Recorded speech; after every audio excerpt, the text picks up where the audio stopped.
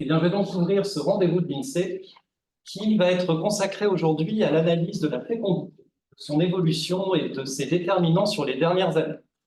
Il s'agit là d'un domaine qui longtemps a été au cœur de débats et de clivages politiques, notamment sous l'angle de la dénatalité et de la décroissance de population, qui ont pu être présentés comme de prétendus symptômes d'une nation qui serait sur le déclin, au point d'en faire un élément d'histoire des courants de pensée qui ont pu véhiculer derrière des questions de natalité une certaine représentation de la famille, de la place sociale des femmes et du rôle de la maternité.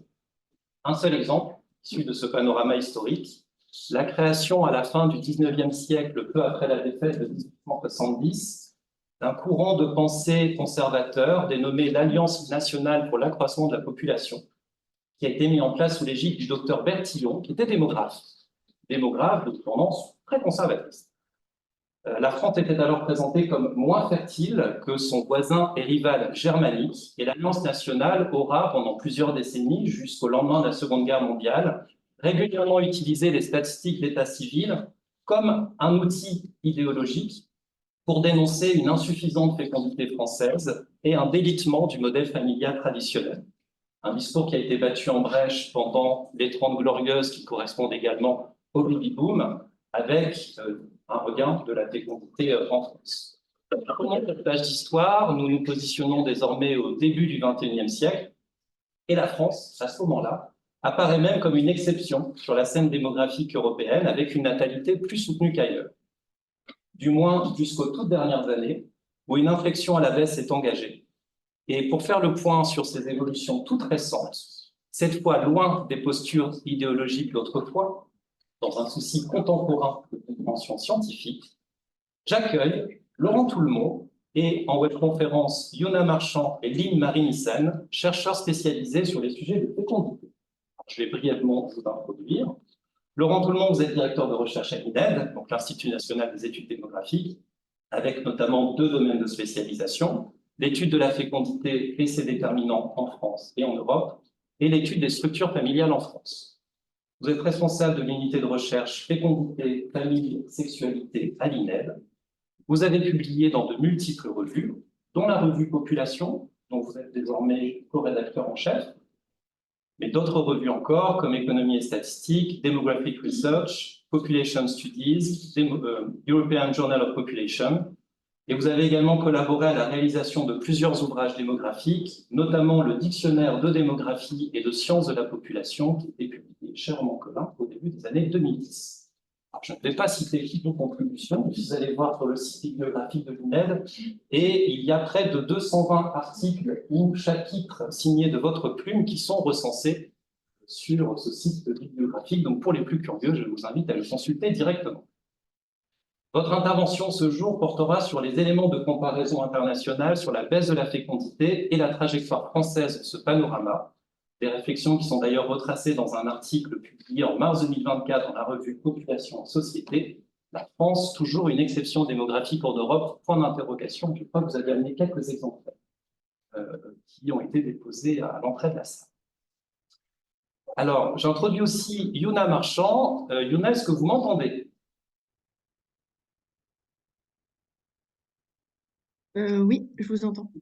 Oui, Yona Marchand, vous êtes étudiante en Master 2 à l'Institut de démographie de l'Université de Strasbourg. Vous réalisez votre stage de recherche à l'INED sur la baisse de la fécondité en France à travers l'exploitation de l'EDP, l'échantillon démographique permanent. Vous avez l'an passé mené un stage d'études à l'INSEE des Pays de la Loire sous la direction d'Amandine Rodopéas, qui est également avec nous. Vous connaissez bien Amandine, pour celles et ceux qui sont des habitués de nos rendez-vous de l'INSEE. Donc Amandine, chef adjointe du service études diffusion, et Yona et Amandine vous co-présenterez les résultats de vos travaux sur la baisse de la fécondité dans la région des Pays de la Loire et ses déterminants. Enfin, Lynn Marie-Nissen. Lynn, can you hear me? Yes, I can. Thank you. Lynn, I'm honored to welcome you to this conference, and I will briefly introduce you in English and French. French first. Donc, français tout d'abord. Lynn Marie-Nissen, vous êtes chercheuse au Centre de population de la famille et de la santé à l'Université d'Anvers. Vous travaillez en particulier sur 2 axes de recherche. les liens qui relient la participation au marché du travail et l'entrée en parentalité selon le genre, la fécondité au sein de la population générale et de la population migrante. Vous avez publié dans les revues Population, Social Sciences, Demographic Research, avec des travaux qui portent principalement sur la Belgique et la France. Votre intervention de ce jour portera sur l'impact de l'activité professionnelle des conjoints au sein d'un couple pour leur entrée en parentalité sur des données françaises et en considérant à la fois le fait d'avoir un emploi et la part des revenus apportés par chaque membre du ménage. Maintenant, en anglais. Lynn Marie Nissen, you are a researcher at the Population, Family and Health Center at the University of Antwerp. Your research focuses on two areas. Firstly, the links between labor market participation, wage differences within household, and entry into parenthood according to gender. Secondly, fertility within the general population and the migrant population. You've published in several research journals like Population, Social Sciences, Demographic Research, your papers being mainly based on Belgium and French data. Your speak today will give an original highlight on entry into parenthood in France using the EDP datasets, with a household analysis on job participation and earnings share within household income. Merci à l'ensemble de nos intervenants pour ce rendez-vous de l'INSEE qui va être très riche de regards croisés.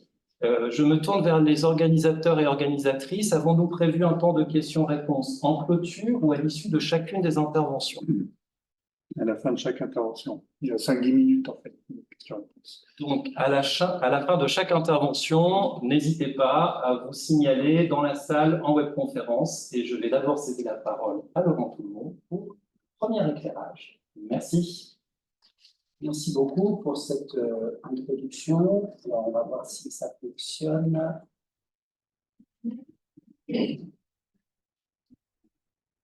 Alors, il faut que quelqu'un clique quelque part.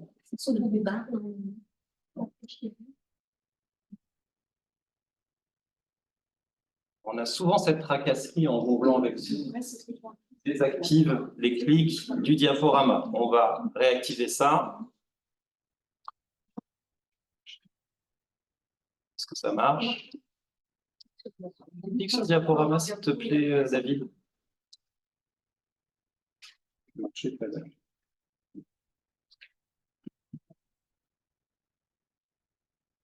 Ah, c'est bon. Voilà, parfait. Merci. Alors, merci pour cette introduction. On va voir si ça marche vers le haut et vers le bas, c'est bien.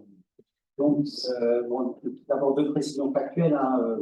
Dieu merci, je ne suis plus responsable de l'unité de recherche équité, famille et conjugalité. Je suis maintenant chercheur dans cette unité. Et de même, j'ai abandonné la rédaction en chef de la revue Population. Donc, ça me laisse plus de temps, bien que je sois membre du comité de rédaction de Population et Société. Donc, vous en aviez aussi reproduit quelques exemplaires. J'ai apporté quelques exemplaires de l'annexe en ligne parce que maintenant, grâce à l'électronique, c'est difficile d'avoir des versions papier. On peut avoir des annexes électroniques qui permettent de développer un peu davantage, mais elles ne sont pas toujours très visibles.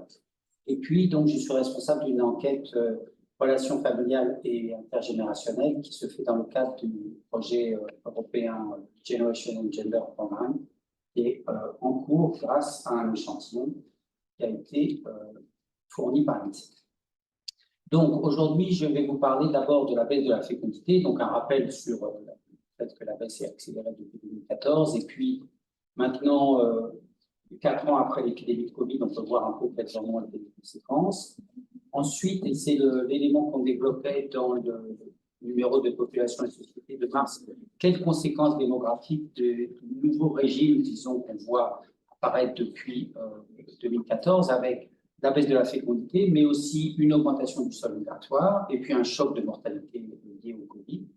Et qu'est-ce qu'on peut dire de la situation actuelle, sachant que vous avez évoqué les questions politiques depuis plus d'un siècle sur ces questions. On voit que le président nous parle de réarmement démographique, sans qu'on sache très bien qui il faut réarmer, pourquoi. La question revient un peu sur le devant de la scène politique. Excusez-nous, le son n'est pas très bon en visio. Alors, je ne sais pas si c'est ce micro qui fonctionne. Est-ce que c'est mieux comme ça? Normalement, c'est celui-ci, oui, qui fonctionne. Alors, je vais peut-être essayer de parler plus fort et moins vite.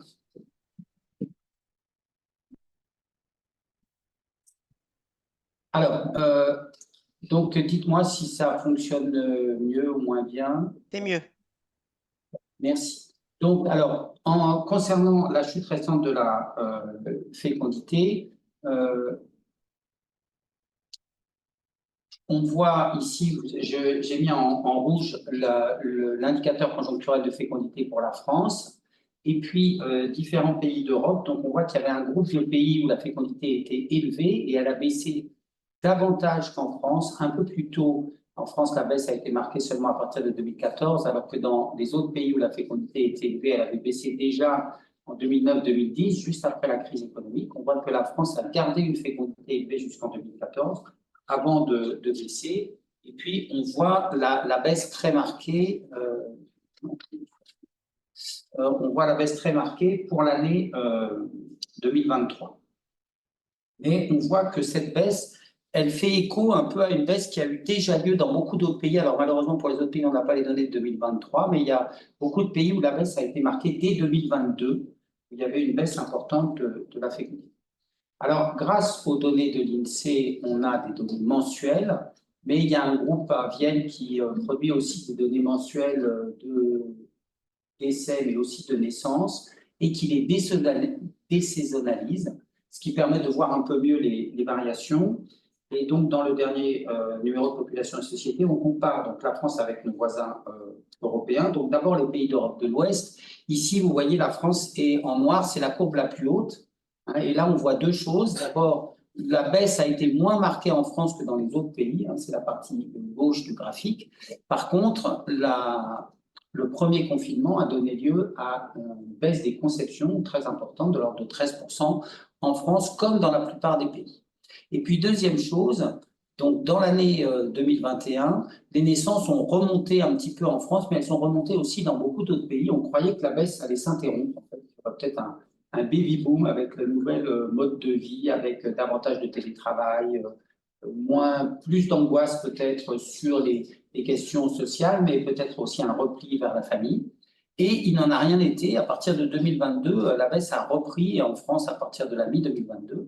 Et puis la baisse reprend un rythme quand même assez accéléré.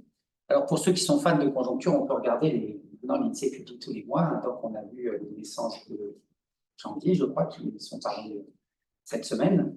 Et donc, on voit que depuis 3-4 mois, ça a tendance à se stabiliser, mais je ne jouerai pas à ce jeu parce que tous les mois, on change d'avis quand on regarde les mensuels. Mais quand même, on peut voir que la France reste un peu une exception par rapport aux autres pays.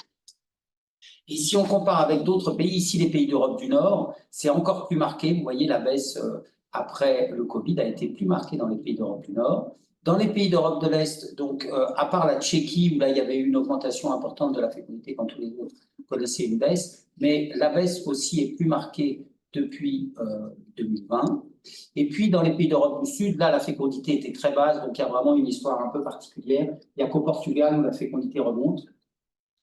Alors, d'après les démographes portugais, c'est tout à fait normal que la fécondité remonte parce qu'elle est tellement basse que ça ne pouvait pas rester bas comme ça. Alors qu'en Italie, c'est tout à fait normal qu'elle continue à baisser. Donc, c'est normal partout, mais il n'y a pas d'explication vraiment convaincante pour ces différences. Ce qu'on peut dire, c'est que dans les pays d'Europe du Sud, on est vraiment dans un régime différent. La fécondité est basse et en termes de projection pour le moyen ou le long terme, les perspectives sont très différentes avec soit une immigration massive, soit une baisse de la population.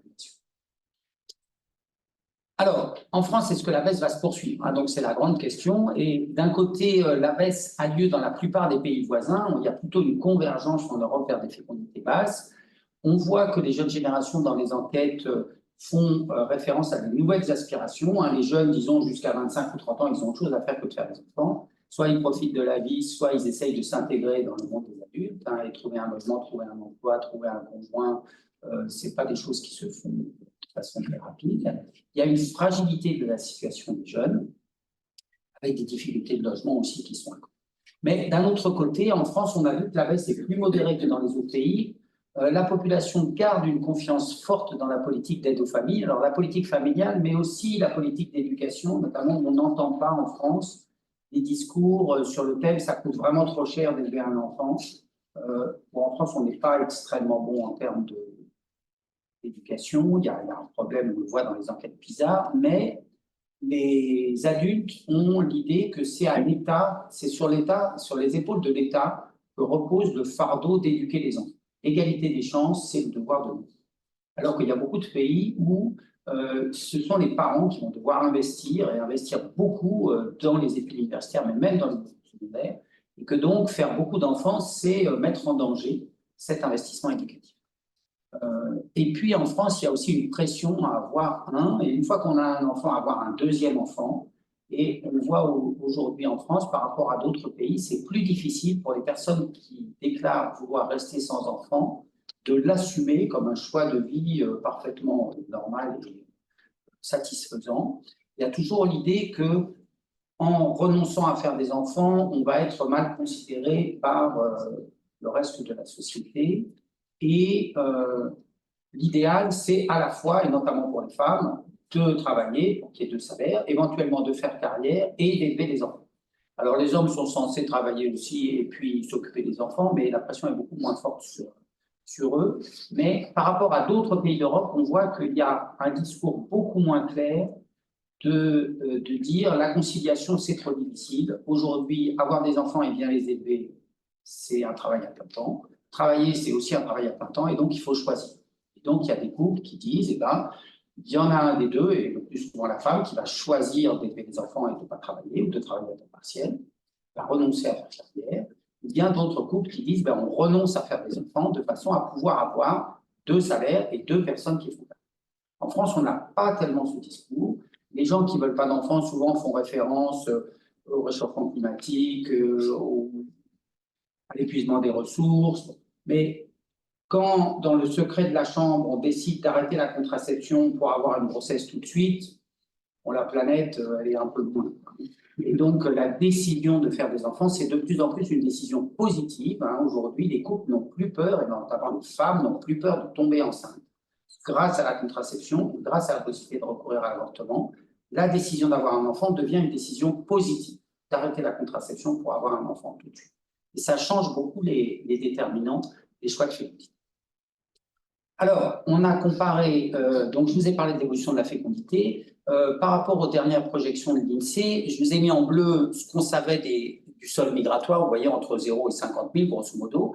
Il y avait le point 2017 qui était un point un peu haut, et puis l'INSEE, dans ses projections centrales, avait tablé sur un scénario central autour de 70 000 personnes en plus, en solde migratoire net, avec un intervalle de confiance et les courbes en jaune entre 20 et 120 000. Et puis, vous voyez les 3 points qu'on a eus, 2018, 2019. En 2020, donc, les frontières se sont fermées. Ça, c'est quelque chose de très classique. Quand les frontières se ferment, dans les pays d'immigration, le sol migratoire augmente. Parce que quand les frontières se ferment, il y a un peu plus de difficultés pour rentrer, mais surtout, les personnes qui sont là ont peur de partir, parce qu'elles savent que si elles partent, ça sera beaucoup plus difficile de revenir. Et donc, c'est un phénomène général. Quand on veut limiter l'immigration, en général, on veut limiter les entrées. Et la conséquence première, c'est que ça limite les sorties. Donc, ça augmente le sol.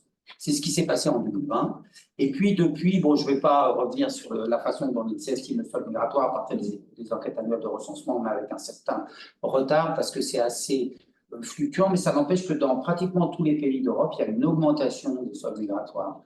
Et donc, on considère qu'un sol migratoire un peu en dessous de 200 000 est tout à fait crédible pour l'avenir. Et vous voyez, ça fait une grosse différence par rapport au scénario des projections de l'INSEE.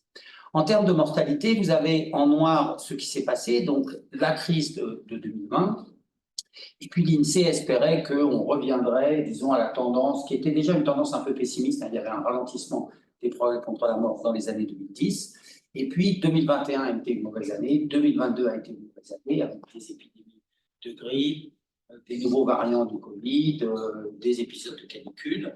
Et c'est seulement en 2023 qu'on se rapproche du chemin qui avait été tracé par l'INSEE dans sa projection centrale.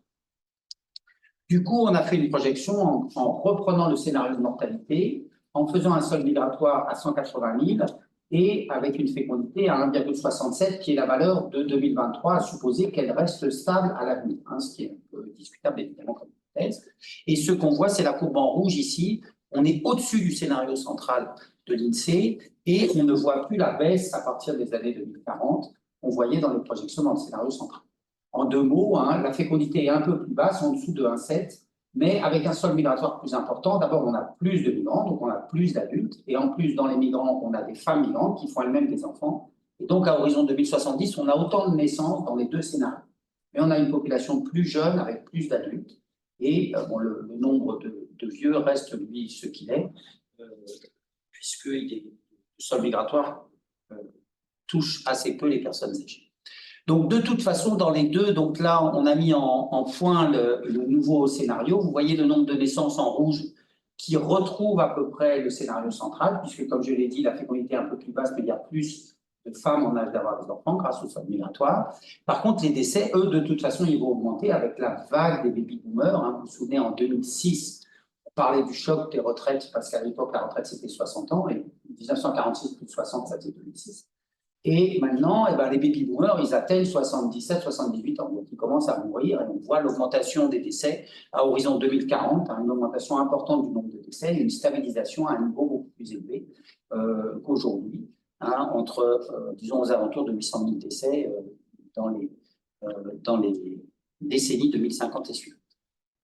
Donc, de toute façon, un sol naturel qui devient négatif, et ça, c'était le cas dans les précédentes productions, c'est le cas dans les nouvelles. De toute façon, la dynamique de la population de la France, comme de la plupart des pays d'Europe, elle va être plutôt soit une diminution, soit un sol migratoire positif. Donc, de toute façon, hein, ce qui nous attend dans les 20 prochaines années, c'est un vieillissement très important de la population, grâce à la baisse de la mortalité d'une part, et à cause du baby-boom, disons, on voit encore, vous voyez, c'est actuellement la pyramide en noir, c'est la pyramide actuelle. Et vous voyez, à l'âge de 77 ans, il y a vraiment un plateau, hein, puisque en dessous, c'est les baby-boomers, et au-dessus, c'est les générations nées avant la fin de la Deuxième Guerre mondiale. Et puis, donc, vous voyez un petit peu moins d'enfants dans la nouvelle projection par rapport à maintenant, un petit peu moins d'adultes, mais assez peu de différence, en fait, avant les âges de 60 ou 70 ans. Donc, le vieillissement de la population de la France, c'est d'abord une augmentation du nombre de vies. Donc, évidemment, en termes de besoins liés à la dépendance liée au grand âge, des questions aussi des systèmes de retraite, bon, sachant que les vieux vont devenir de plus en plus vieux et comme les retraites ne sont pas indexées comme le PNB, en fait, le choc sur les retraites, il va être beaucoup moins fort que le choc démographique. Ça va être plutôt un choc pour les systèmes de santé ou pour les systèmes de soins. Le système de retraite, il a déjà été traité. Donc, alors, un mot, si j'ai le temps, sur la relation entre le retard des naissances et la fécondité. Parce que ce qu'on entend souvent, c'est que les jeunes arrêtent de faire des enfants et on remet les naissances à plus tard. Et à force de remettre les naissances à plus tard, eh ben, il y a deux risques. Le premier, c'est que finalement, on ne trouve jamais le moment de faire des enfants. Et on se dit à un moment, ben, c'est trop tard, maintenant, c'est terminé. Et c'est ce qui se passe hein, pour les gens qui ont un enfant. En général, les gens décident du nombre final d'enfants qu'ils ont après la naissance de leur dernier enfant. C'est quand le petit dernier atteint 3-4 ans qu'on se dit, bon, maintenant, ça y est, c'est la fin terminée, plus jamais, on n'a plus d'enfants. Donc, les gens ont des avis, des intentions de fécondité, ils ont les moyens d'avoir le nombre d'enfants qu'ils veulent. Encore une fois, la décision, c'est d'arrêter la contraception pour avoir une grossesse tout de suite. Mais ils peuvent changer d'avis, ils peuvent aussi changer de conjoint, être avec un nouveau conjoint qui a des envies différentes, peut-être dans un nouveau couple, vouloir un nouvel enfant dans le nouveau couple. Après une rupture d'union, peut-être avoir moins d'enfants que prévu. Donc, il y a beaucoup de raisons qui font que les individus changent d'avis au cours de leur vie. Et encore une fois, les intentions de fécondité, elles sont fermes et définitives 3 ou 4 ans après la naissance du dernier. Donc, c'est une drôle d'intention qui est plutôt, c'est un espèce de futur antérieur où on se dit, on s'arrête. Et ce qu'il y a de sûr, c'est que plus les couples, les femmes, enfin, les couples commencent tard à faire leur premier enfant, moins ils ont d'enfants. Et ça, c'est une relation qui s'est plutôt renforcée, encore une fois, grâce à la contraception. Il y a une sélection, hein, ceux qui veulent beaucoup d'enfants, ils commencent tôt. Ceux qui ne sont pas trop pressés, ils n'en veulent pas trop. Donc, cette relation, elle s'est renforcée. Il y a en plus un support biologique, hein, il y a une limite à la fécondabilité, même si, bon, s'il s'agit de faire 2 enfants avant 50 ans, ça laisse quand même pas mal de marge. Mais à l'échelle individuelle, il y a une relation très forte. Par contre, à l'échelle des populations, la relation est beaucoup plus discutable. Alors, je vous ai mis 2 diapositives. Une diapositive qui compare les différents pays d'Europe ici. Vous avez sur l'axe horizontal, l'âge moyen à la naissance du premier enfant, et puis sur l'axe vertical, l'indicateur conjoncturel de fécondité. Donc, vous voyez, à part quelques pays d'Europe de l'Est qui sont en haut à gauche, il y a plutôt une relation négative. Dans les pays où la fécondité est précoce, la fécondité est plus élevée. Mais en fait, si on va un peu plus loin, on voit que ici, donc j'ai tracé chaque pays représenté par une courbe avec 3 points. Hein, la génération 1952, la génération 62, la génération 72. Et vous avez pareil, hein, sur l'axe horizontal, l'âge moyen à la naissance du premier enfant, et sur l'axe vertical, la descendance des générations, là, donc calculé en nombre final d'enfants. Et on voit que globalement, il y a un mouvement, disons, vers en bas à droite, c'est-à-dire des naissances plus tardives et moins nombreuses. Mais en fait, derrière ce mouvement, il y a vraiment 3 types de pays. Il y a l'Italie et l'Espagne, où il y a vraiment une corrélation des deux. Et là, il y a vraiment un discours chez les démographes espagnols et italiens. Pour eux, c'est évident. Il y a un problème, les jeunes ne peuvent pas s'installer, il n'y a pas de marché locatif, ils ont des difficultés d'insertion, et donc ils ne peuvent pas faire d'enfants, et c'est un vrai problème. Ça, c'est la vision qu'ils ont en Italie. Alors, en Espagne, ils sont un peu plus cool sur la question. Et par contre, si on voit les pays d'Europe de l'Est qui sont à gauche, ici, vous avez une baisse très importante de la descendance des générations, mais pratiquement pas de hausse de l'âge moyen à la première naissance. Donc, les jeunes continuent à faire des enfants, mais c'est plutôt après 30 ans que la fécondité a beaucoup baissé. Et disons, elle a baissé à tous les âges, et donc il n'y a pratiquement pas de changement dans l'âge moyen. Par contre, les pays d'Europe de l'Ouest ou du Nord, là, il y a un retard très important des naissances. Vous voyez, tous les pays partent vers la droite, mais avec une baisse très modérée, voire une stabilité de la fécondité. Et donc, en France, on est dans une situation, hein, la France fait partie là, du groupe en haut à droite de ce graphique, où il y a un retard très important des naissances. Et encore une fois, les jeunes adultes, hein, jusqu'à 25 ans, et maintenant l'âge moyen à la première naissance, c'est 29 ans. Donc, disons, les personnes de moins de 25 ans, ils ne font plus d'enfants. Et quand on regarde les taux de fécondité, avant 25 ans, il n'y a pratiquement pas de naissance. Donc, c'est encore une fois un grand progrès, hein, grâce à l'accès des jeunes à la contraception. Mais ça marque aussi le fait de quelques difficultés, disons, d'insertion des jeunes en tout cas, et c'est parfaitement rationnel avec l'augmentation de l'espérance de vie. Hein, on gagne des années de vie, et tant qu'à faire, autant gagner des années de jeunesse, hein, avant de s'en comprendre, des envies d'avoir des enfants. Donc c'est parfaitement rationnel. Tout le problème, c'est de savoir jusqu'où ce retard on va pouvoir aller. Mais en France, on peut dire qu'il y a encore de la marge. Avec un premier enfant à 29 ans, on peut très bien avoir 2 enfants en moyenne sans qu'il y ait des difficultés à l'échelle de la population. Parce que pour les personnes, commencer tard, ça veut dire être confronté peut-être à des difficultés médicales, sachant qu'il y a une impatience très forte, hein, justement quand les couples arrêtent la contraception, ils veulent une grossesse tout de suite, et au bout de 2 mois, s'ils n'ont pas de grossesse, ils commencent à s'inquiéter, alors qu'il y a 50 ans, on disait il faut attendre 2 ans, parce que la fécondabilité est très variable, et les couples qui étaient peu fertiles, ils étaient bien contents. Quand c'était Dieu qui donnait, il mieux pas qu'il en donne trop. Et donc, ceux qui avaient 1 ou 2 enfants parce qu'ils étaient peu fertiles, en général, ils ne s'en plaignaient pas. Et c'est plutôt ceux qui avaient 15 enfants parce que dès qu'ils avaient des relations sexuelles après la naissance d'un enfant, boum, la femme se retrouvait enceinte 10 mois ou 11 mois après la naissance précédente. Et c'était un peu compliqué à vivre. Donc, la vision de la maîtrise de la fécondité a été complètement bouleversée. Et ça pose d'ailleurs des questions aux médecins. Hein. Est-ce que la congélation des ovocytes, la congélation du sperme, pour quelqu'un qui est parfaitement fécond mais qui dit « moi, j'ai envie de faire carrière, je fais mes enfants à 35 ans », est-ce que c'est un problème médical? Est-ce que c'est éthique de l'autoriser ou de l'interdire? On voit qu'en France, on est très conservateur par rapport à d'autres pays d'Europe sur ces questions, parce que la bioéthique, c'est plutôt les médecins en France par rapport à d'autres pays, et les médecins, c'est plutôt l'ordre des médecins, alors c'est en train de changer, c'est plutôt des vieux hommes catholiques. Donc, il y a des choses un peu différentes. Et ce n'est pas comme ça que ça se passe dans d'autres pays. Donc, la notion de bioéthique n'est pas du tout la même en France. Donc, j'en viens à ma conclusion. Donc, il y a une baisse de la fécondité qui s'est accélérée en 2023. Donc, elle pourrait se poursuivre, mais elle pourrait aussi s'arrêter. Et dans les années 90, il y a eu une baisse au même niveau qu'aujourd'hui. Et puis après, la fécondité a remonté. Et la fécondité reste aujourd'hui à un niveau élevé, hein, et grâce au sol migratoire en hausse, bien qu'il soit modéré par rapport à nos voisins, il est à peu près du même niveau que l'Italie, hein, beaucoup plus faible que l'Espagne et l'Angleterre. Grâce à ce sol migratoire positif, en termes de projection de population, on est plutôt au-dessus donc, de la projection centrale de l'INSEE précédente. Donc, un peu, si vous voulez, le message, c'est de dire qu'il n'y a pas, c'est pas la panique, quoi. Pas forcément de raison de forcer, soit, alors on ne sait pas très bien, encore une fois, le réarmement démographique, est-ce que c'est justement plus de migrants pour avoir plus de population active? Est-ce que c'est plus de naissances? Est-ce que c'est plus de naissances de parents nés en France? Bon, on voit bien que là, on part vers la droite du spectre politique. C'est pas très clair, hein. Et les mesures qui ont été annoncées, un congé parental plus court, si c'est jusqu'aux 6 mois de l'enfant, ça ne fait pas beaucoup par rapport à un congé de maternité qui est déjà de 3 mois. Est-ce que c'est 6 mois de plus? Est-ce que c'est pour les hommes comme pour les femmes? Est-ce que ça va s'ajouter au congé parental plus long de 2 ans? Est-ce que ça va s'y substituer? Tout ça, c'est des questions qui ne sont pas très claires aujourd'hui. Et puis, donc, la lutte contre la stérilité, c'est un sujet très important de santé publique. Mais en termes démographiques, ça ne va rien changer. C'est-à-dire que si tous les couples qui avaient des difficultés médicales se mettaient à utiliser l'IVG, ça ferait 0,05 enfants en plus.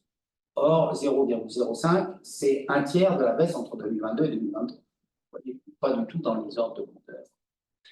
Et puis, il y a des pays où la fécondité est plus faible, voire beaucoup plus faible, hein. Je ne sais pas si vous avez vu récemment, là, en Corée du Sud, ils sont à 0,8 enfants par femme.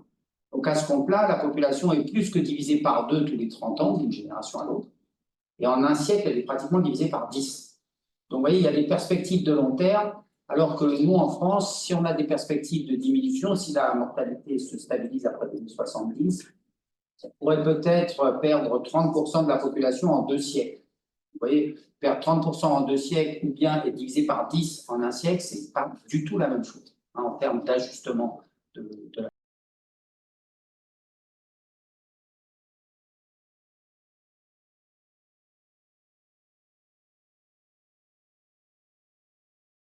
S'atténue au détriment de la fécondité.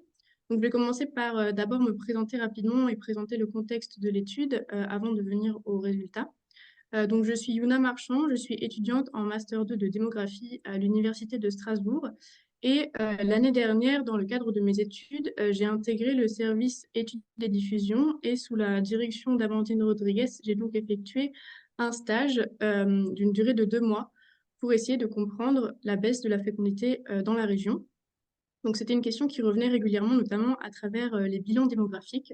Et donc, ce stage a été l'occasion d'approfondir la question et on en a fait après une étude qui vient donc d'être publiée.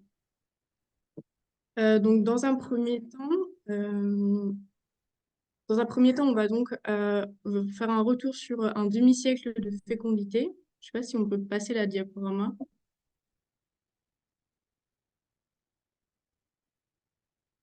Est-ce que vous m'entendez? Oui, oui, on t'entend. On t'entend, Yona. Allô? Oui, on t'entend, Yuna. Tu ne nous entends pas, toi. Ok, est-ce que vous pouvez passer les diaporamas? Oui, ça bouge pas chez toi? Merci. On est sur. Voilà. Ah non, ah c'est bon en fait. Je pense qu'il y a un décalage. Ok, je vais regarder sur mon écran. Donc on va en premier lieu faire un retour sur un demi-siècle de fécondité et après on va vous expliquer, enfin on va essayer de vous expliquer comment on a expliqué la baisse de la fécondité dans la région. Donc ce premier graphique, il représente l'évolution de l'indicateur conjoncturel de fécondité dans les Pays de la Loire et en France depuis 1975. Et donc, ce qu'il faut retenir de ce premier graphique, c'est que l'indicateur conjoncturel de fécondité des Pays de la Loire, il est, sur toute la période, il est supérieur à celui de la France.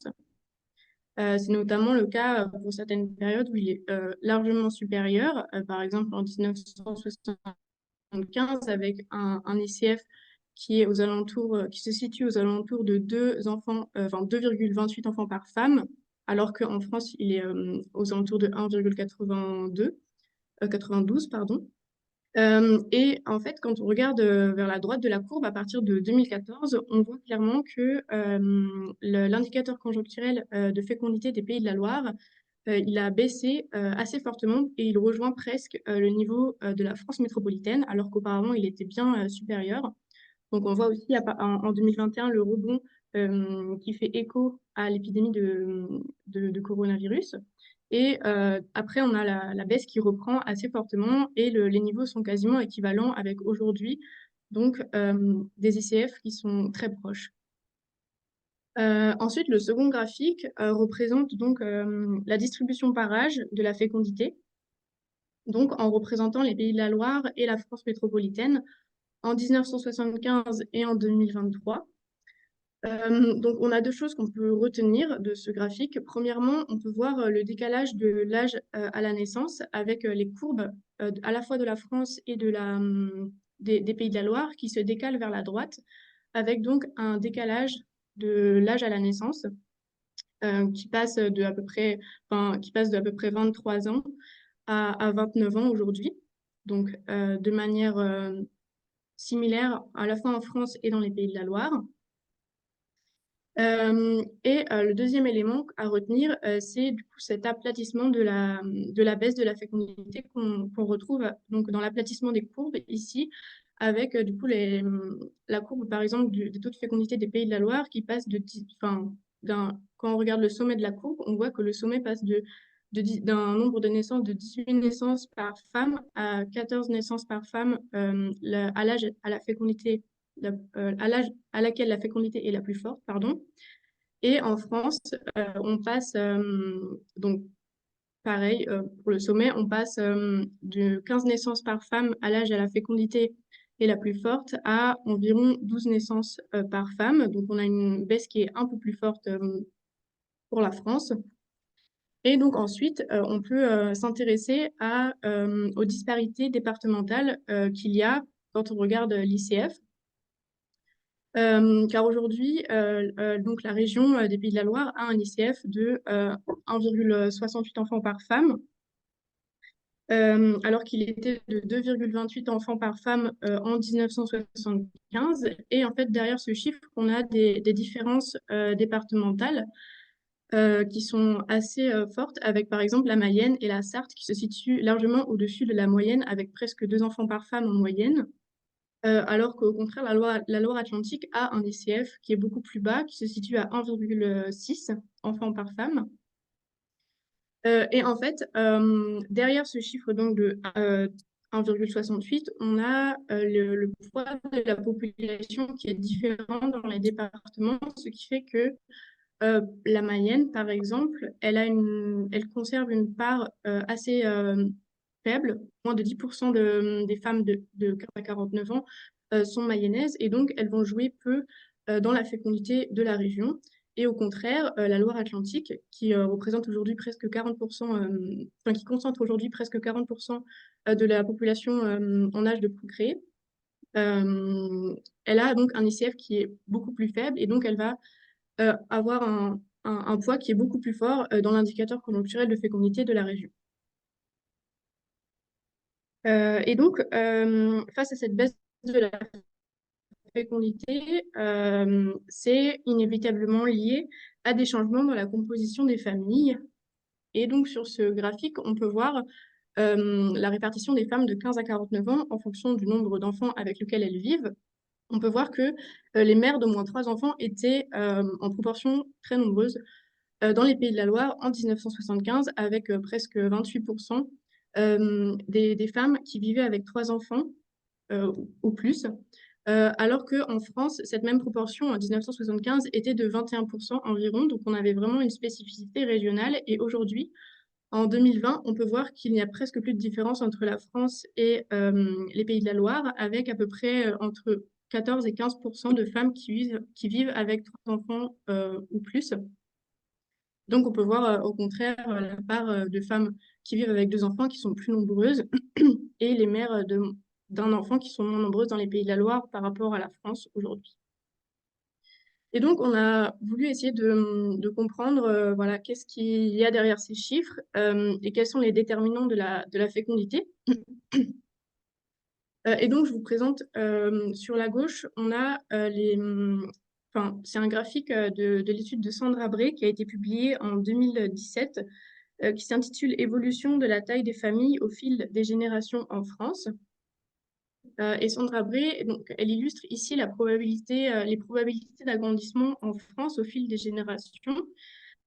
Et ce qui est intéressant de voir, c'est les deux courbes en rouge. Donc, les probabilités d'agrandissement, ce sont la probabilité de passer d'un rang de naissance à un rang de naissance supérieur. Par exemple, la probabilité de passer d'un premier au deuxième enfant.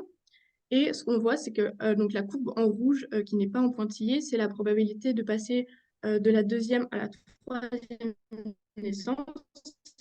Et on voit que c'est vraiment cette probabilité qui a diminué dans les générations à partir des années 1960. Et donc, ça confirme en fait que donc 3 sont moins nombreuses que les naissances de rang 2 aujourd'hui.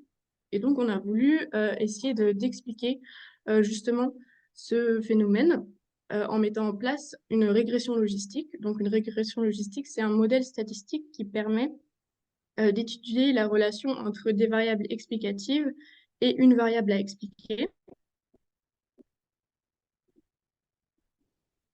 Et en l'occurrence, la variable à expliquer ici, ce sera avoir 3 enfants personnels, la catégorie sociale, le niveau de diplôme, le statut conjugal, le lieu de naissance, la nationalité, la région de résidence et le niveau de densité de la commune.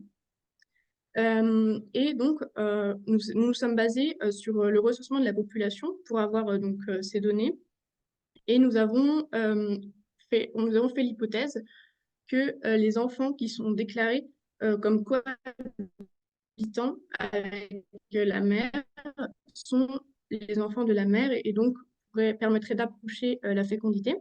C'est pour ça que nous avons appliqué ce modèle aux femmes de 40 à 44 ans pour pouvoir justement essayer de s'approcher au maximum de la descendance finale de ces femmes. Car si on prenait par exemple les femmes d'avant 40 ans, certaines femmes n'auraient pas par exemple eu le temps d'avoir des enfants ou n'auraient tout simplement pas fini leur fécondité.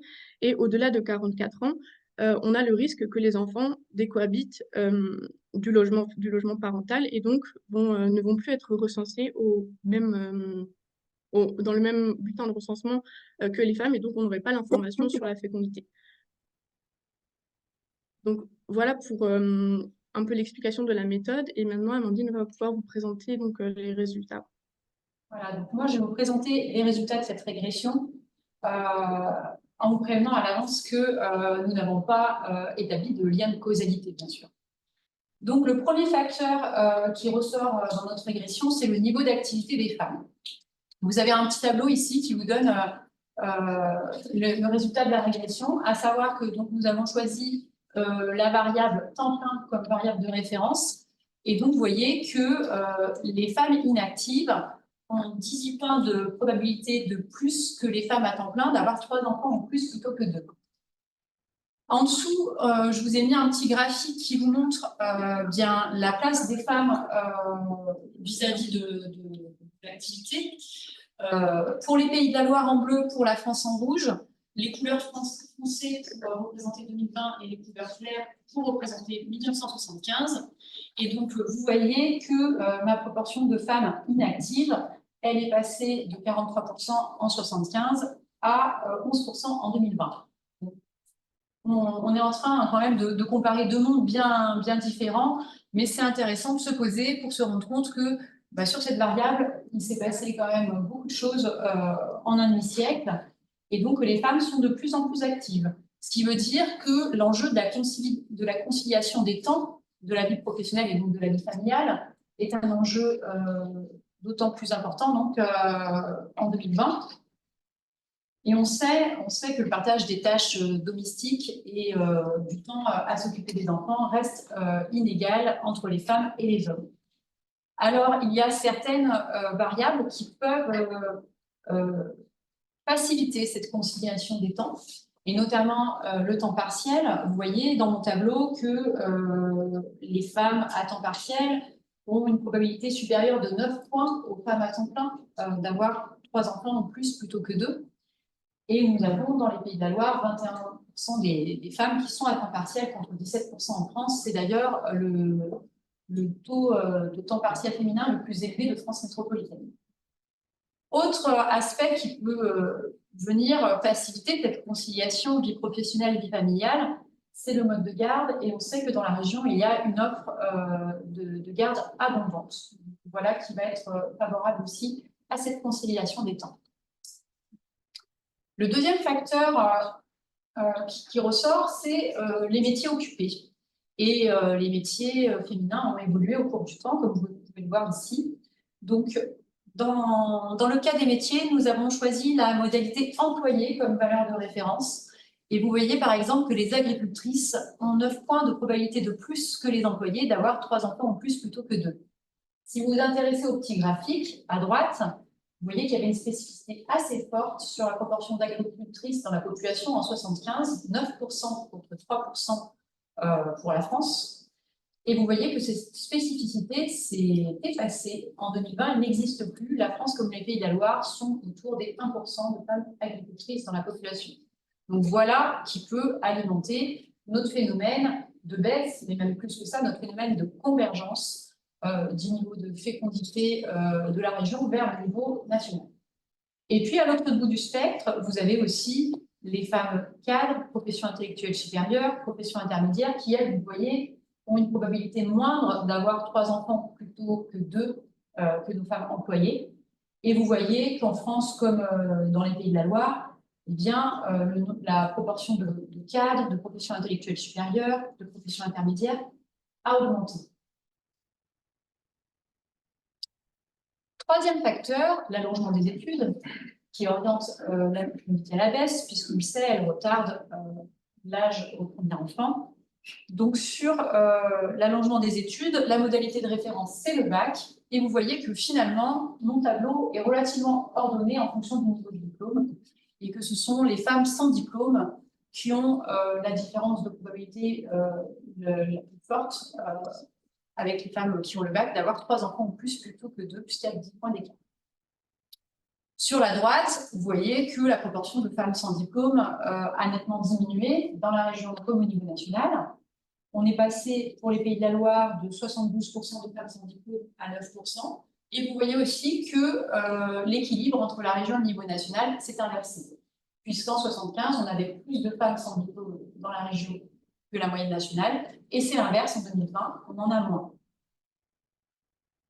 Les femmes titulaires d'un CEP, BEP ou équivalent, elles, ont 5 points de probabilité de plus que les femmes qui ont le bac d'avoir 3 enfants ou plus plutôt que 2.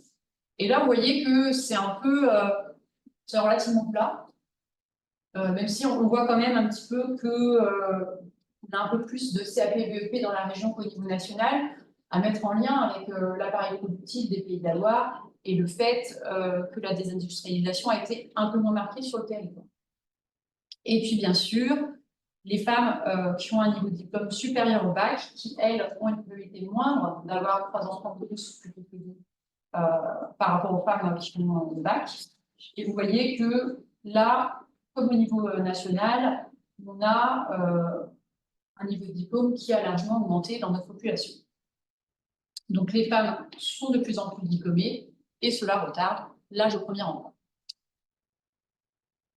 Autre facteur, le statut conjugal. Alors, on a choisi comme modalité de référence les femmes mariées et vous voyez que quel que soit le statut conjugal, toutes les autres ont une probabilité moindre d'avoir 3 enfants ou plus plutôt que 2 par rapport aux femmes mariées. Là, cette fois-ci, sur mon graphique, je ne vous montre que 2020 parce qu'en 1975, dans le recensement, les femmes pacsées et les femmes en milieu libre, ça n'existe pas. Donc, je ne peux pas faire exactement la comparaison. Par contre, je peux vous dire qu'en 1975, les femmes de 15 à 49 ans, elles étaient mariées à hauteur de 85% dans les Pays de la Loire contre 82% en France. Donc, une surreprésentation des femmes mariées dans la région par rapport à la moyenne nationale. Vous voyez que le résultat en 2020, c'est plus que divisé par 2, on est à 38%, et vous voyez surtout que le niveau est identique dans la région par rapport à la moyenne nationale. Voilà un autre facteur qui nous amène à une forme de convergence, je suppose. Dernier aspect, les aspects géographiques. Donc, à gauche, vous avez l'effet région de résidence, et à droite, vous avez un effet lieu de naissance. Donc, on va commencer par la région de résidence. Nous avons mis les Pays de la Loire en modalité de référence. Et vous voyez que toutes les autres régions apparaissent avec une probabilité moindre d'avoir 3 enfants ou plus plutôt que 2 que la région des Pays de la Loire. Donc là, on peut supposer qu'il y a d'autres explications d'autres spécificités de la région qui viennent alimenter cet effet Pays de la Loire. Par exemple, via les facilités de mode de garde ou encore les caractéristiques des logements et l'accès au logement que nous n'avons pas étudié ici, qui peuvent peut-être venir expliquer en partie cet effet Pays de la Loire. Et à droite, vous avez un effet lieu de naissance. Alors, du coup, je vais prendre le temps de vous expliquer les modalités. C'est pas simple, hein, c'est un croisement lieu de naissance, lieu de résidence. La modalité de référence, ce sont les femmes qui sont nées dans leur département de résidence actuel. Ensuite, vous avez une modalité au-dessus qui peut présenter une probabilité légèrement supérieure par rapport à la modalité de référence. Ce sont les femmes qui sont nées dans un autre département que celui de leur résidence actuelle. Un autre département, mais au sein de leur région de résidence. Ensuite, vous avez les femmes qui sont nées en dehors de leur région de résidence actuelle, mais en France métropolitaine. Et enfin, vous avez les femmes qui sont nées hors de France métropolitaine. Et vous voyez que ce sont ces dernières qui ont la probabilité la plus élevée, la différence de probabilité la plus forte d'avoir 3 enfants ou plus plutôt que 2 par rapport donc, aux femmes qui sont nées dans leur région de résidence actuelle. Cette variable-là, finalement, c'était vraiment notre intuition quand on a commencé le stage avec Luna. On se disait que peut-être l'attractivité démographique de la région était en cause dans ce phénomène de baisse de la fécondité et de convergence vers le niveau national. Et vous voyez que finalement, pas tant que ça, parce qu'on le sait bien, l'attractivité démographique de la région, elle se limite à la France métropolitaine. C'est ce qui se voit sur mon graphique en dessous. Vous voyez bien que j'ai une plus forte proportion dans la région de femmes qui sont nées dans le département de résidence actuelle et de femmes qui sont nées hors de la région de résidence actuelle, mais en métropole. A contrario, j'ai quand même moins de femmes qui sont nées hors de France métropolitaine dans cette région. Et donc, c'est vraiment là que se joue l'écart sur l'arrivée crisp. Donc voilà, finalement, l'attractivité démographique des Pays de la Loire ne semble pas être en cause dans cette évolution de la fécondité. Et pour finir, je voulais vous dire qu'il y a plein d'autres pistes à creuser, puisqu'il y a dans ce modèle que ce qu'on y a mis. Et donc, la facilité d'accès à un mode de garde ne figure pas, ni même l'activité et le niveau de diplôme des pairs, d'où l'intervention très éclairante de Lynn Marie-Nissen à suivre. Mais il y a aussi les caractéristiques des logements, la facilité d'accès à ces logements, les situations de crise, on l'entend bien, qu'elles soient économiques, géopolitiques, sanitaires ou écologiques, qui vont avoir un impact sur le désir d'enfant. Voilà, du coup, pour conclure notre présentation. Okay. So, when are you ready for a first birth? When were you ready, or would you be ready for a first birth? Which considerations do you make? Maybe mainly preferences play a role, or it is just your biological clock that is ticking. But maybe you also make other and more practical considerations. For example, how does a child fit within my career? Or do I have stable employment to secure financial resources to take care of a child, and so on? And will work and family life will be compatible once there is a child? So considerations on childcare availability come to the fore. An even more important question is, did you or would you make the decision to have a child alone or together with your partner? And in many cases, the transition to parenthood is a joint decision, so it's based probably on both partners' considerations and both partners' resources. So to have a good understanding of when people have their first child and whether they have a first child, a couple perspective seems very important. And more particularly, also an understanding of the gender dynamics within couples. Which partners' labor market resources are more important? To date, research mainly studies the employment-parenthood link among women and to a lesser extent men, and these gender dynamics have remained underexplored. And one reason is data availability. You need data on partners and their relative positions, and in that respect, the échantillon démographique permanent is a very important source and provides interesting opportunities. So next slide, please.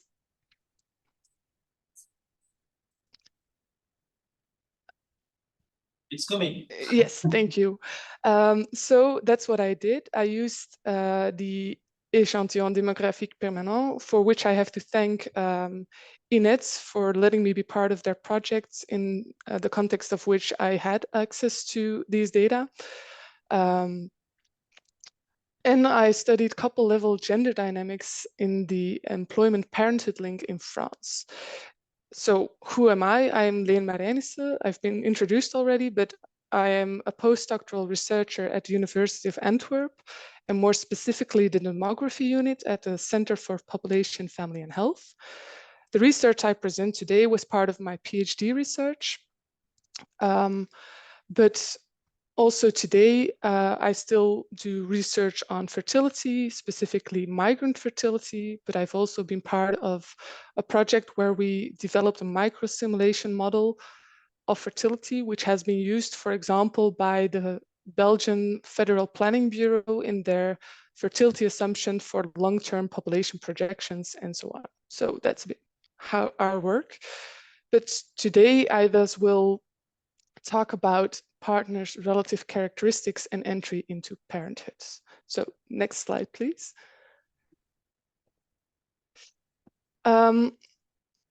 So instead of an individual perspective, I look at a couple perspective, and there are many factors that are important, and many factors have been mentioned already today. An important one is economic factors, and their employment and income come to the fore, and we know that men's employment and income have been consistently positively related to parenthood, whereas female employment and the large increase in female employment in the second part of previous century entails, or was thought of, that it would imply a decrease in fertility because of the incompatibility of work and family life. Because opportunity costs for women became larger, and men did not compensate that much with, for example, an increase in childcare responsibilities and household tasks. So that's a more normative aspect where also gender norms and gender roles come to the fore and shape entry into parenthood. But then nowadays we see that both female employment is increasingly becoming a prerequisite for family formation, especially in contexts where the work-family combination is supported through, for example, policies like formal childcare availability, parental leave, and so on, of which France is a good example. So that raises the question whether both male and female characteristics are equally important when thinking about having this first child. Okay, next slide, please. So we focus here on economic factors at the micro level, and we look at employment of both partners and the relative distribution of income within couples. Next slide, please.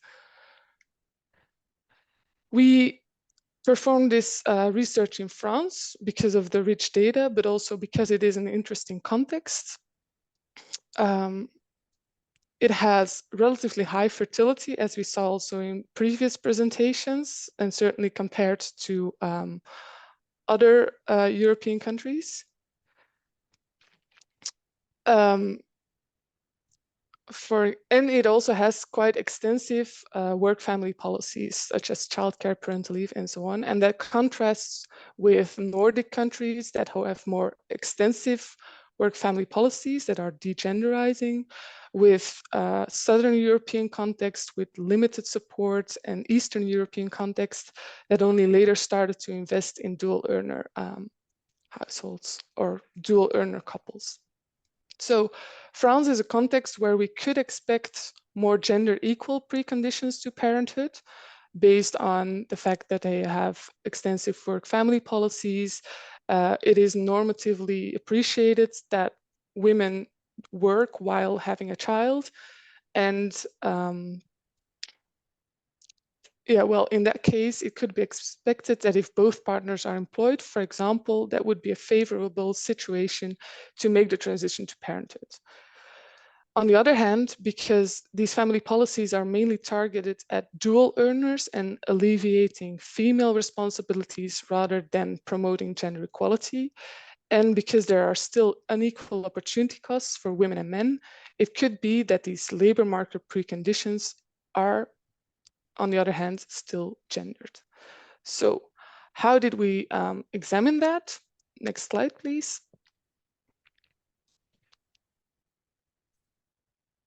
I use data from the EDP. I think most of you know that data source, but what I did is combine information on EDP persons' descents, births, and marriages from vital statistics with social and tax data. And these social and tax data are particularly interesting because there you can identify partners, and I could get information on partners' income and also their employment position based on their main source of income. So from the EDP, I selected all women who did not have children yet, who were 18 years and older, and have a co-resident partner, and for whom I had information on both partners' employment positions and income positions. That resulted in a sample of approximately 200,000 women couples, of which approximately 61,000 couples had their first child in the period 2010-2016.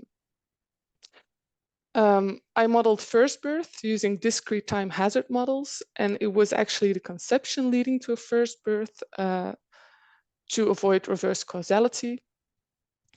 And the main independent variables were partners' employment status and relative income. So for each partner, I know whether they are employed or not, and I make all possible combinations.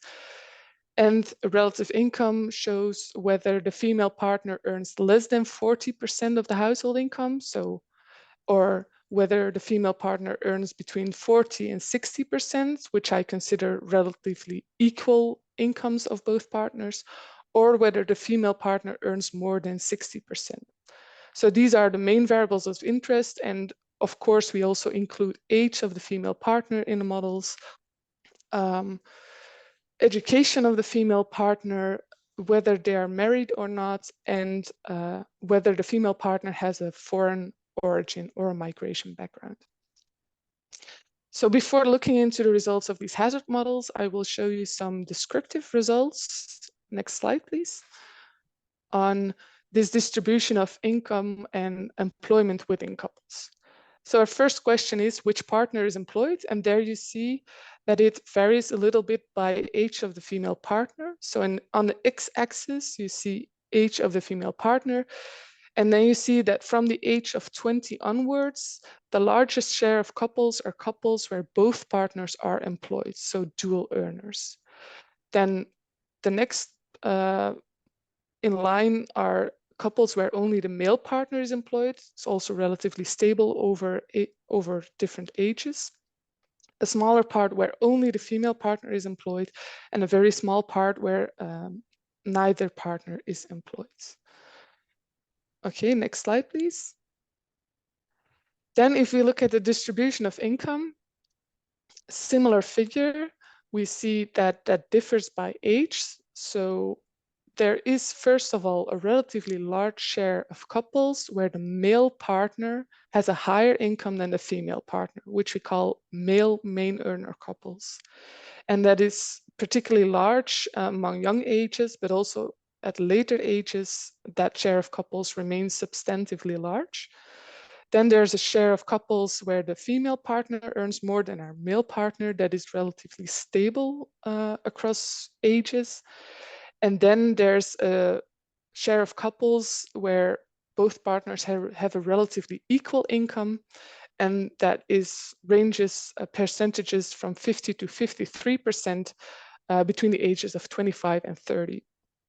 But if you now put these figures next to each other, which I did in the next slide, thank you, then you see that although there's a relatively large share of dual earner couples, that this does not translate in an equally large share of couples where both partners have an equal income. So there seems to be some gender differences or inequalities in employment and wages and so on in the sample I am studying. So very interesting to see what that would do if we relate that to entry into parenthood, which I did in the next slide. So here we see couples' employment position and parenthood. On the x-axis, again, age of the female partner, and on the y-axis, we see fitted for first birth hazards. So these are results from our models.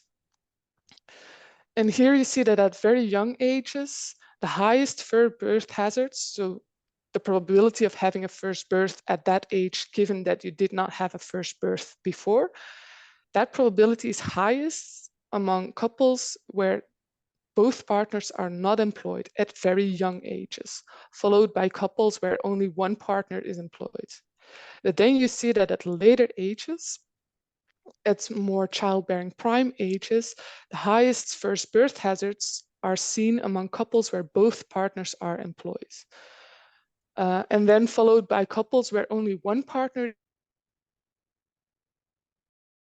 So we've looked into couples' employment position and parenthood, and I did the same for relative income. I'm going to mute my video, so I think that will be better for the internet connection. Okay. So next slide, please. Okay, so here we have a similar figure, but now for relative income. Again, age of the female partner on the x-axis and first birth hazards on the y-axis. And there we see that up until the age of 35, it are couples where both partners have a relatively equal income, have the highest first birth hazards, followed by couples where the male partner has a higher income. And we see that couples where the female partner has a higher income, there we have lower first birth hazards. So this suggests that the income precondition is more gendered than,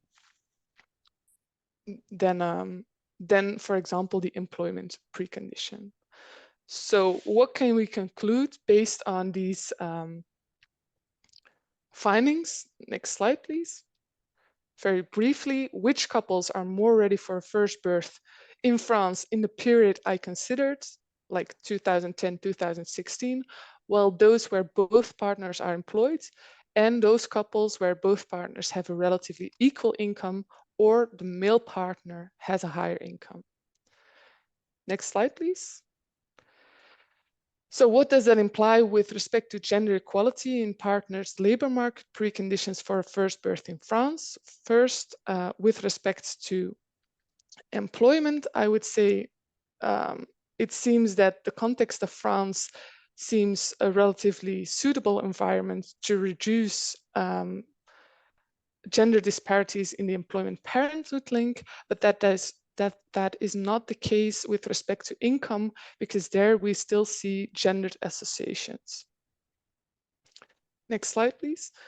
So these were my conclusions based on the research I did in that paper, but of course there's a lot more to do. And I want to present here 4 things I've been thinking of, I've been working on, and I'm very interested to hear your ideas about all of this. So first of all, I think it would be interesting to identify EDP couples, which are couples of which both partners are sampled EDP persons. And that would imply that we have more information on, for example, labor market positions of both partners. And we could further examine which aspects of employment are important with respect to parenthood. If that sample of EDP couples is large enough and not too selective, it would be very interesting to see what would result from that kind of analysis. A second one is migration background. We know that there's an increasing share of individuals with a migration background in European societies, populations. And this increasing share also increasingly impacts the fertility patterns we see. So the extent to which they will impact general fertility patterns depends on whether they remain distinctive patterns of family formation with regard to the timing of parenthood and the number of children they have, or whether their patterns of family formation become more similar to those of the majority population. And specifically, the mechanisms underlying their fertility patterns are very interesting to explore in more detail. And I think a lot of work has to be done there still. And it is part of my research subjects I'm working on right now. Then a third one are employment and fertility trajectories. So in this paper, we look at contemporary associations between employment and income and fertility, but it does not allow to see whether there are recent changes in fertility and employment, in employment positions and income, or whether they are stable. So we cannot see whether mechanisms of self-selection are at play. For example, childbearing prone individuals may self-select them into positions they consider more favorable to have a first birth. And a solution would be to model entire employment trajectories, so transitions in and out of employment, as well as entire fertility trajectories, so transitions to a first birth, but also a second and third and higher order birth. And if you model these jointly, then you could have a better understanding of what is actually going on. And it's also work we are doing at the moment, very exciting. So if you want to know more about it, you can always contact our demography unit.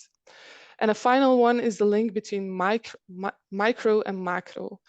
So what I presented here today are micro level analysis. So we look at couples and which mechanisms are at play there.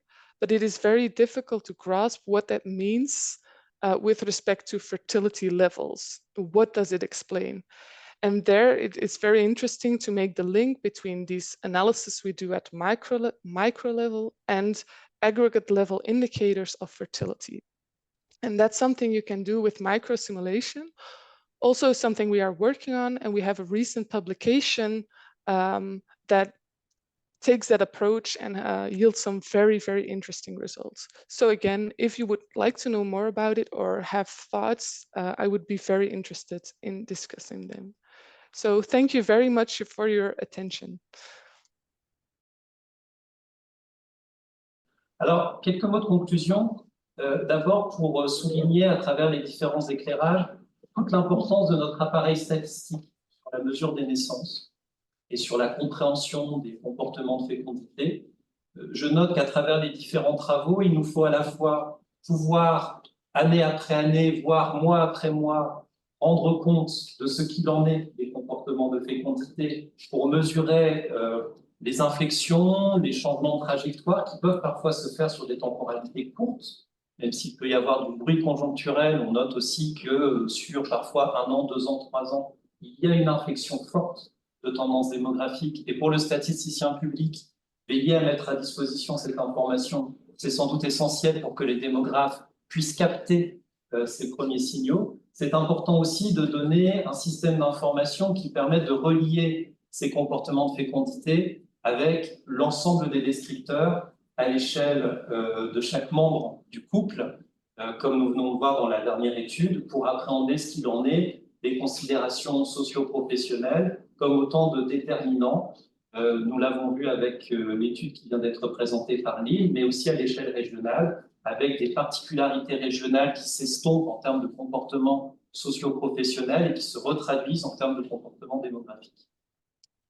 Je note aussi dans les interventions la nécessité de prendre différentes focales, parfois avec un recul historique, pour pouvoir apprécier si des changements sont significatifs sur 10 ans, 20 ans et même 50 ans quand on regarde les différents travaux qui nous ont été présentés, ou de retenir des points de comparaison internationaux comme votre première intervention, Laurent, où nous avons vu à quel point, en se comparant avec les autres nations européennes, il pouvait y avoir des messages qui relativisent aussi la baisse de la fécondité en France comparativement à ce qui se voit ailleurs. Enfin, dernier élément que je retiens de ces différents exposés, la nécessité aussi de s'accorder au-delà des statistiques descriptives et de la mesure en tant que telle des comportements, des hypothèses, des modélisations pour essayer tout de même d'inférer des facteurs qui peuvent être impactants, même si nous n'allons pas toujours jusqu'à en faire la démonstration. C'était une réserve qui avait été formulée sur l'étude régionale. Nous ne sommes pas en tant que tel sur la causalité, mais plutôt sur une forme de concomitance qui questionne, en prenant en compte non seulement les comportements des ménages, des choix qui peuvent être individuels ou de couple, mais aussi des facteurs institutionnels qui sans doute expliquent une grande variabilité entre les nations et que nous ne pourrons pas retrouver bien sûr entre les régions puisque ces dernières se trouvent dans un même contexte de politique publique, modulo les politiques locales, par exemple la facilité de trouver des gardes d'enfants qui peuvent être des facteurs différenciants d'un territoire à un autre. Grand merci à l'ensemble des intervenants et à celles et ceux qui ont participé à ce rendez-vous. Ce dernier est enregistré et sera prochainement diffusé sur notre chaîne YouTube qui est en cours d'ouverture. Donc rendez-vous bientôt pour le replay. Merci, bonne journée. Merci.